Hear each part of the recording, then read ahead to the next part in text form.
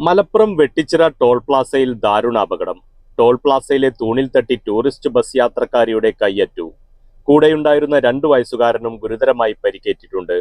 Toll Plaza അധികൃതരുടെ അനാസ്ഥയാണ് അപകടത്തിന് കാരണമെന്ന് നാട്ടുകാർ ആരോപിച്ചു.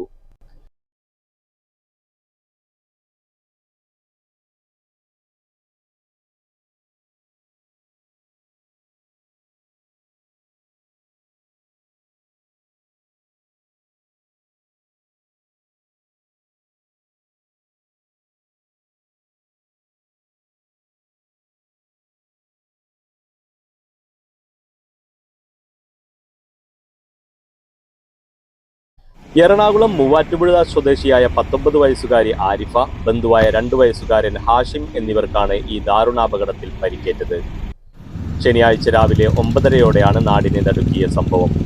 ആരിഫയുടെ സഹോദരിയുടെ വിവാഹം ഉറപ്പിക്കുന്നതിന് മുന്നോടിയായി വരന്റെ വീട് കാണാനായി മൂവാറ്റുപുഴയിൽ നിന്നും വയനാട്ടിലേക്ക് പോവുകയായിരുന്നു കുടുംബം. ടോൾ പ്ലാസ എത്തുന്നതിന് തൊട്ടുമുൻപായി സ്ഥാപിച്ചിരുന്ന തൂണിൽ യുവതിയുടെയും കുഞ്ഞിന്റെയും കൈകൾ തട്ടുകയായിരുന്നു. അപകടത്തിൽ ആരിഫയുടെ ഇടത്തെ കൈ തോളിന് താഴെ വെച്ച് മുറിഞ്ഞ് അറ്റുതൂങ്ങിയ നിലയിലായിരുന്നു. കുഞ്ഞ് ഹാഷിമിന്റെ കൈപ്പത്തിക്കാണ് പരിക്കേറ്റത്. ഉടൻ തന്നെ ഇരുവരെയും കോട്ടക്കൽ മിംസ് ആശുപത്രിയിൽ എത്തിച്ചെങ്കിലും അടിയന്തര ശസ്ത്രക്രിയക്കായി പിന്നീട് കോഴിക്കോട് മിംസ് ആശുപത്രിയിലേക്ക് മാറ്റി. കാടാമ്പുഴ പോലീസ് സ്ഥലത്തെത്തി മേൽ നടപടികൾ സ്വീകരിച്ചു.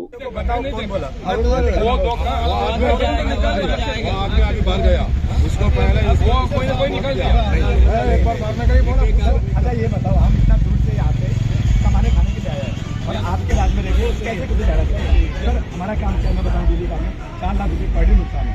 हम यहाँ पे सर एक गाड़ी एक छोटा सा काम कीजिए ना, आप एक लेटर बनाइए अपना और सारे लोगों का साइन लेके। वो तो दिया क्या, कलेक्टर को भी दिया, वो इलेक्शन बाद पीडी को भी दिया क्या, पीडी को भी दिया क्या, पीडी को मिलेगा।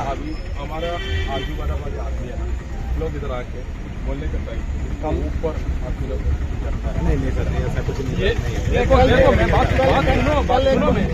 बाहर जाके झगड़ा करने झगड़ा क्या उसको वो बोला ये बोला वो मारेगा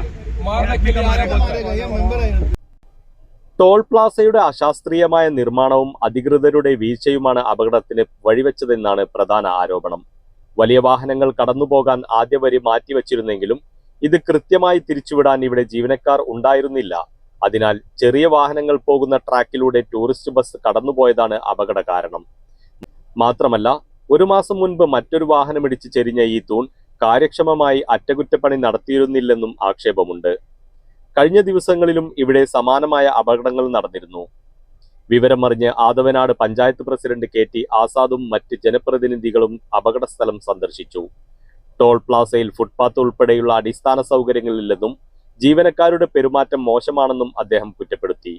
ഈ വിഷയത്തിൽ ടോൾ പ്ലാസയ്ക്കെതിരെ ശക്തമായ ജനകീയ പ്രക്ഷോഭത്തിന് ഒരുങ്ങുകയാണ് നാട്ടുകാർ. നമ്മുടെ ചുങ്കം ടോൾ പരിസരത്താണ് ഇപ്പം നിൽക്കുന്നത്. ടോൾ പ്ലാസന്റെ ഇവിടെ ഒരുപാട് അപകടങ്ങൾ നടന്നുകൊണ്ടിരിക്കുന്നു. കാലത്ത് നമ്മുടെ മൂവാറ്റുപുഴയിൽ നിന്ന് വയനാട്ടിലേക്ക് പോകുന്ന ഒരു ടൂറിസ്റ്റ് ബസ് ഒരു സഹോദരന്റെയും അതുപോലെ തന്നെ ഒരു സഹോദരിയുടെയും കൈകൾ പൂർണ്ണമായി നഷ്ടപ്പെട്ട തോതിലാണ് ഇപ്പോൾ ഇവിടെ മിംസ് ഹോസ്പിറ്റലിൽ നിന്ന് നേരെ മെഡിക്കൽ കോളേജ് ഹോസ്പിറ്റലിലേക്ക് കൊണ്ടുപോയി എന്നാണ് അറിയാൻ സാധിച്ചത്. അത് അശാസ്ത്രീയമായിട്ടാണ് ഇവിടെ ഈ ടോൾ പിരിവിൽ അത് സംവിധാനമൊക്കെ ഇവിടെ ഉള്ളത്.